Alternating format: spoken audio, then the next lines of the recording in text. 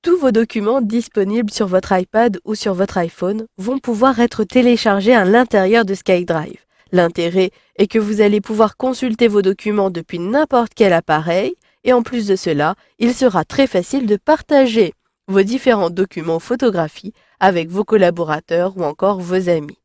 Pour cela, rendez-vous sur l'application SkyDrive, puis sélectionnez le dossier dans lequel vous voulez importer vos différents documents. Ici, je désire importer des photographies dans le dossier Mes images. Je sélectionne donc ce dossier-ci et là, pour importer des images, il me suffit de sélectionner l'icône qui apparaît en haut à droite dans la barre bleue pour ajouter de nouveaux éléments.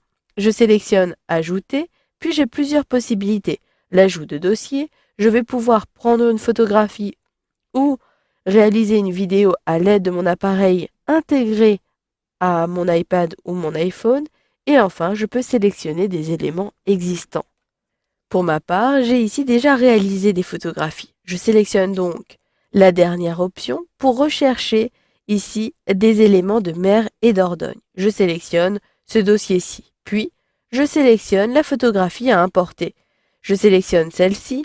D'ailleurs, je peux aller plus vite dans l'importation des éléments en sélectionnant plusieurs photographies.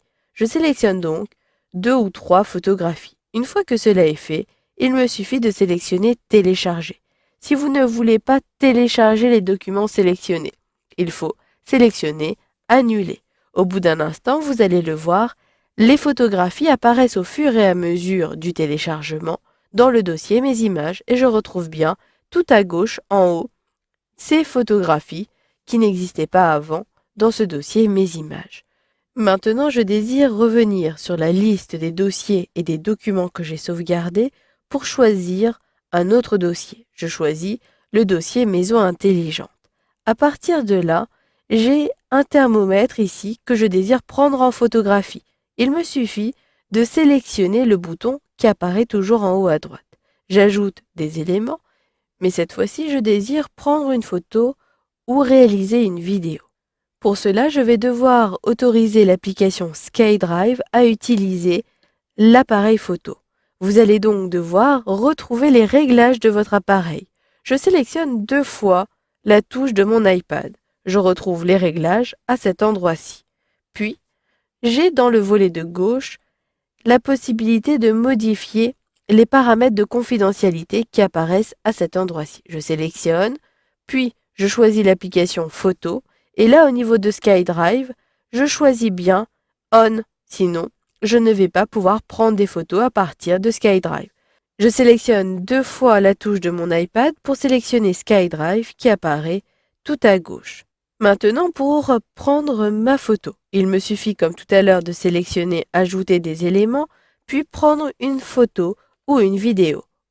Automatiquement, j'ai la possibilité de prendre une photographie. Je sélectionne soit Prendre une photo ou encore tout en bas à droite ici de l'aperçu, je peux réaliser une vidéo. Une fois que j'ai sélectionné l'une ou l'autre des options, ici comme j'ai sélectionné à l'extérieur, je n'ai plus la possibilité de la prendre. Il me suffit de sélectionner le bouton et j'ai donc directement un aperçu de la photo. Je peux soit, si cela ne me convient pas, recommencer à prendre la photographie en sélectionnant Recommencer, soit je sélectionne Utiliser. C'est ce que je fais ici, ce qui me permettra d'importer cette photographie directement dans SkyDrive et je vais donc pouvoir utiliser cette photo pour réaliser mes différentes présentations de la maison intelligente.